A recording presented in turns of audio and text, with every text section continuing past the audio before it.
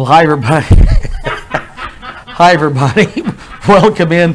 People have got to watch the video now. Yeah. Welcome into the Brownwood Lions Coaches Show, joined by That's Kyle Larson here on my left. My arm disappeared. And Sammy Burnett on the right. Yes. Man, I'm between two superstars right here. I tell you. The trophy and Kyle Larson.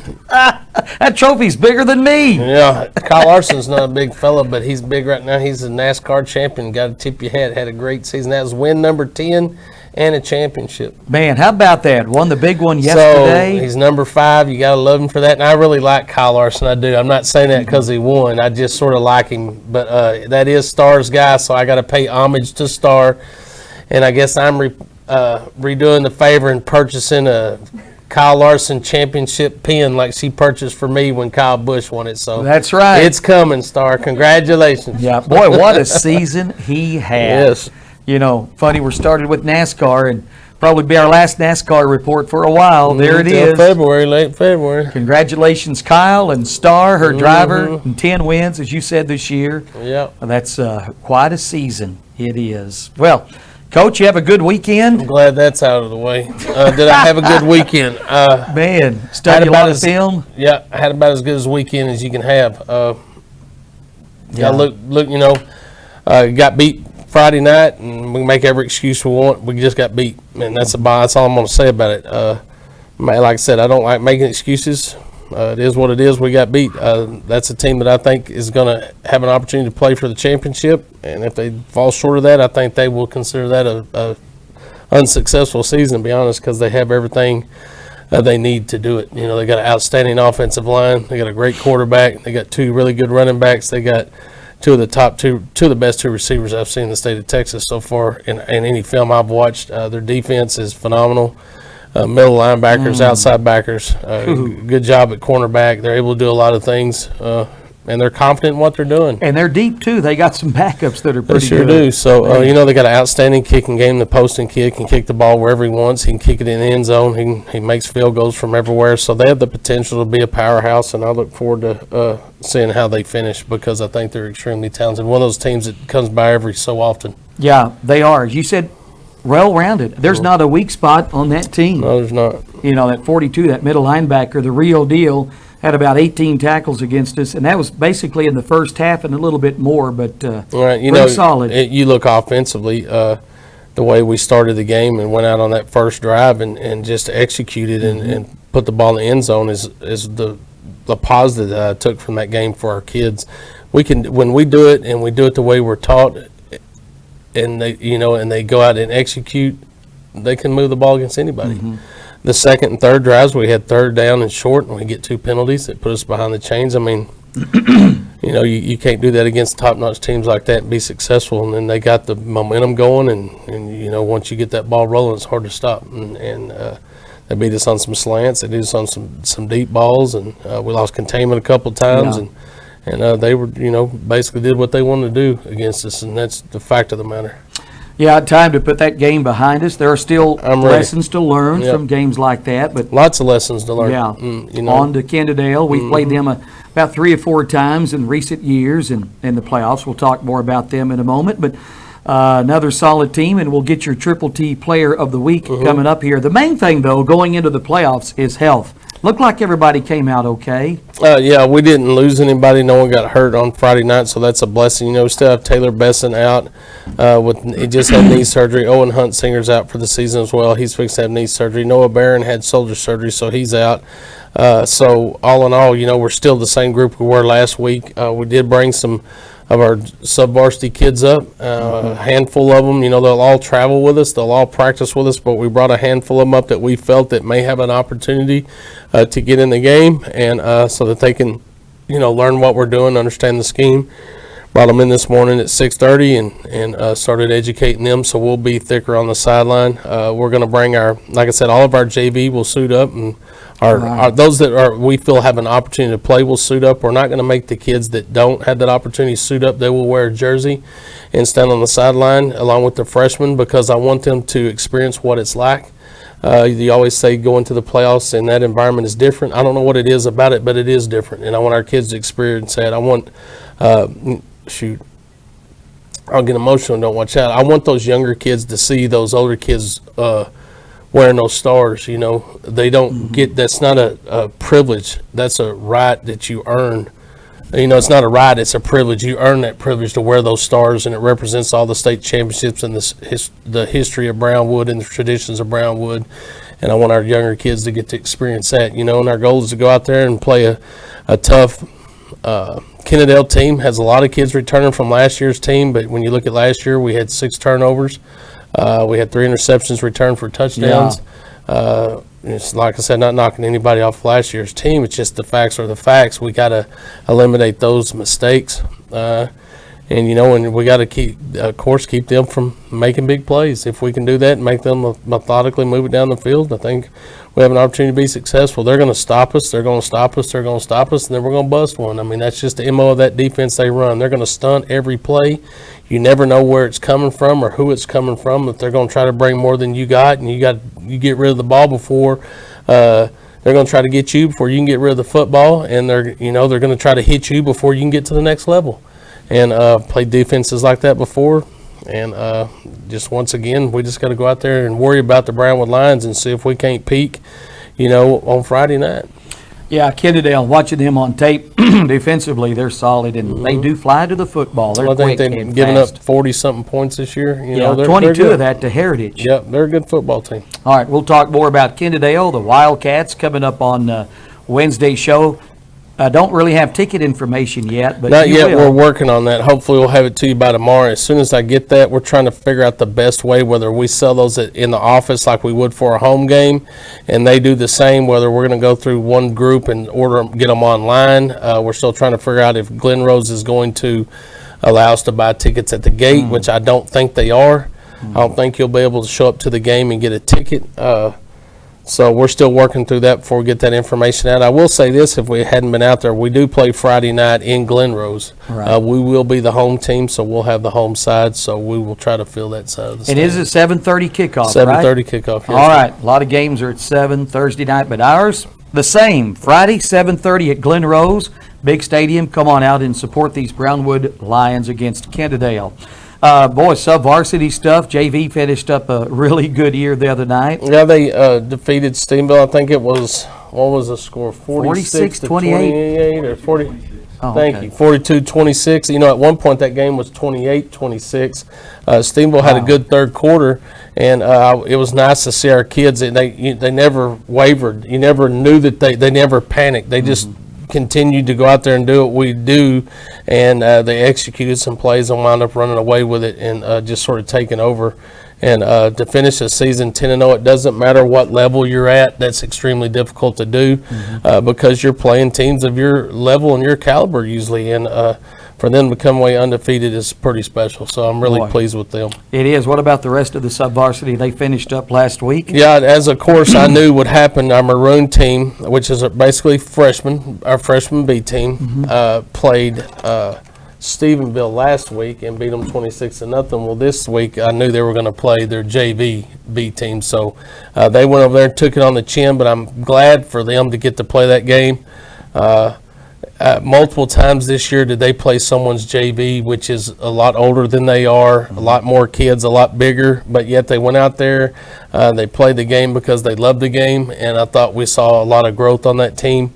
I think it was a great opportunity for kids to get playing time for 10 games instead of a partial playing time in 10 games, so I think they're all going to benefit from that. Our Maroon team dropped their game to Stephenville. It was a close ball game.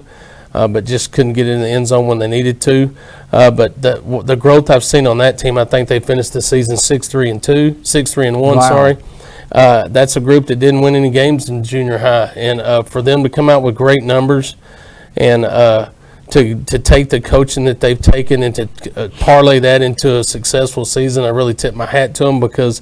Number one, they had to gain confidence in themselves. They didn't know that they could win, and it doesn't matter if you tell them they had to find a way to get that. They didn't have as much success early as they did in the middle of the season and late. So I tip my hat to those coaches and to those kids for putting together a solid season. Like I said, they have great numbers, and that's where it starts. We have to develop numbers in our programs. We're getting to the point where we're doing that. So if you look down at our junior highs in football, our 8th grade was, I think, 9-1. Wow. Our 7th grade, I think, was 5-5 or 6-4, somewhere right in there. And our B teams and C teams were successful and got to play games. And like I said, I think it's extremely important. At the junior high, those kids need to have fun. They need to learn the game, and they need to have fun. If they're not learning the game and they're not having fun when they get to high school, I won't ever have a chance to see them. They will get out and they'll do other things. So for them to have success and to go out there and have fun is really important, because that's where your numbers come from. And I think our numbers are growing, and in the future I think we're going to have great opportunity, because with great numbers comes great friendly competition, and you need friendly competition. Iron sharpens iron to be successful. You know, you got to know that if you're not out there producing, that someone else is going to replace you. So all in all, I'm really pleased with our sub-varsity. I'm really pleased with our coaching staff and what they've done, and I'm pleased with our varsity and where we're at and the opportunities that we had to be by-district champions. Boy, amen to that. And we do have that chance coming up on Friday night. I know we were, some of us, in where did we go for volleyball the other night? We went to Brock. Brock. Yes. I was not at that game. I was actually here with our freshmen in JV, but I was talking to Coach Hortz on the phone, going through the phone, of course, and our girls played extremely hard. We thought we were going to win that sucker, and wound up didn't, but it was a close match against Argyle, which is a very worthy opponent. They're going to go up a classification next realignment. They'll be 5A, and for our girls to go out there and compete and play against them and give themselves a chance to be successful, you couldn't be any more prouder of them. You know, to beat a 14th ranked team in by-district, which is a big deal, to get the opportunity to play Argyle was awesome. So congratulations, Coach Smith and the volleyball team for their successes, and also the senior leaders that they had. I thought they did a great job. Yeah, 7 seniors on that team, all contributed, all played well, 5 sets, but Argyle moves on. Speaking of Coach Heather Hortz-Perez, she's excited about tomorrow night, I do believe. Well, of course she is. That girl's a basketball guru. We have boys basketball going on right now in San Angelo Central scrimmaging. Oh. Yeah. All right. That's awesome. JV and varsity, it's going to be that would be 4:30 and 5:30, unless I miss my calendar, but I think that's right. And then the girls will scrimmage tomorrow at Warren Gym against Eastland. Okay. That's the opener. It's not a scrimmage. Apologize. That's a real game. I didn't right have there. scrimmage there. I don't know why I said scrimmage. I said sorry. Thank you. Stuckley is the man. I know he is. Yes, so we'll be going from 5 o'clock with the JV, 6:15 with the varsity. I can't read. And that'll be at Warren Gym. That's at Warren Gym versus the Mavericks of Eastland. There you go. Come out, support the Lady Lions tomorrow night. Season opener. I sort of butchered that. It's real simple. Lady Lions basketball versus Eastland. JV varsity 5 and 6:15. See, you had it all laid out perfect. Yeah, I'm not very smart. Yeah. Though. All right. Basketball, we got stuff going on. All right. Time now. What do we got? Tickets will be online beginning Wednesday. $4 students, $6 adults. There will be a service fee attached. Oh, that's great. Go to brownwoodisd.org/athletics for tickets beginning Wednesday for Brownwood Kennedale at Glen Rose. Thank you, sir. Only online. No tickets at the gate. All right. That's correct. I will say this. If you're a faculty member and you present your badge, they will let you in. If you take your husband, he will have to have a ticket, but they will honor that. And they'll also, of course, Texas High School Coach Association and district passes. All right. Some places don't accept those passes, but Glen Rose will apparently this Friday night. All right. So there you go. All right. You ready for the Triple T Player of the Week? There it is. Triple T right there. Those fried mushrooms. You got to try them if you haven't. You know what Triple T was before it was Triple T? What? Barbershop. Was it? Was that a barber shop? Well, that was before it was. Before it was Triple T, it was ERA Realty, and before it was ERA Realty, it was a barbershop. Really? Yep. Well, how about that? That's how far back I go. Now it's Triple T. Do you remember the Preston's Barbecue right around the corner, right there by the off Calvert Drive? Buddy Preston's folks. What's he talking about? Never mind. Let's, I'm going to have to research that because I know about everything. There's still a sign up there. Where it's off. Where you go around the corner past Triple T. You Which turn way, left. Carl? You Which go way to are the you middle going? school. Go to the middle school. And there's the nursing facility on the right. Hickory stick. That was Hickory Stick. Sticks. Yeah. Come on, Carl. See, Star knew. That was Hickory Stick. But it was owned by the Preston family, I think. Yeah, that's right there. It's still there. I know about that. I don't know what you were coming up We with. need to take another ride someday. The history. I really enjoyed that. We could do that. That was fun. But our Triple T Player of the Week is Collin Anderson. We'll get off track in a hurry, won't we? But There we we can take go. it on those rides. Going down memory lane is fun. It's actually good for the soul. I really enjoy it. I love it. I love really it. enjoy All it. right, so Conlon, your player of the week. Yeah, rushed over 100 yards again on Friday. He's consistent. He could have also, he could have been the player of the week multiple times. He rushed for 1,788 yards. He has 19 touchdowns on 292 carries, which is 6.12 yards per carry. I mean, that's a pretty good season so far. So, Wow. I think it's well warranted. I mean, everybody knows he's been the bell cow. We've done what we wanted to do so far, and we wanted to be able to run the football. And we feel running the football sets up the pass, and we've been able to do that against anybody we played. So pleased with his efforts other night. And also on top of that, I've seen him grow as a leader. I've seen him encourage some of his teammates that needed encouragement or needed to get in line because they didn't want to be coached or whatever. So really, I'm more so pleased with that than the output that he does on the field. So I think he's growing as a young man. It's amazing to watch kids grow from their sophomore year to their junior year. It's even more amazing to watch a kid grow from their junior year to the senior year. So I'm excited to see what he has in the future, and hopefully, I hope that we play far enough that he can get over the 2,000 yard mark because that's a 212 rarity. yards away. I think he can do that. He can do that Friday night So, even. if we can get it done up front and sift it out, I think he can pound out some yards, so we'll see. He's sure going to get the opportunity to, that's for sure. Yeah, 4 games over 200 yards this year. He had that 280-yard-plus game earlier this season, so he can do it. Congratulations, Conlon. You'll have him in the studio Wednesday. That is correct. That's Remember, he's awesome. real quiet. He doesn't talk too much, so but we'll try to get it out of him. Yeah, he is so strong, his legs. He just keeps churning and driving. He can make yards that looks like out of nothing. Hopefully, throughout the course of the off season, he's just going to get nothing but stronger. Oh, yeah, no doubt about that. All right, way to go, Conlon. All right, great show today. We've already done our NASCAR report. It's done for the year, I guess. Yes, sir. Where did your guy finish? Kyle Busch, way on back.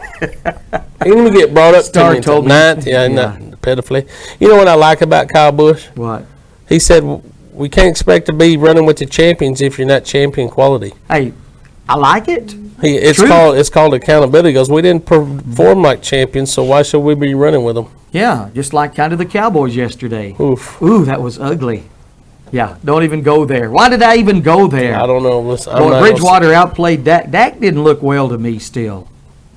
I don't know. And plus drop balls. Mm-hmm. Yeah. It'll get better next week. But better. Falcons come to town. How about those Longhorns? Yeah. Show's over. Which Longhorns are you talking about? The one across the bridge? I'm or glad the- you said that.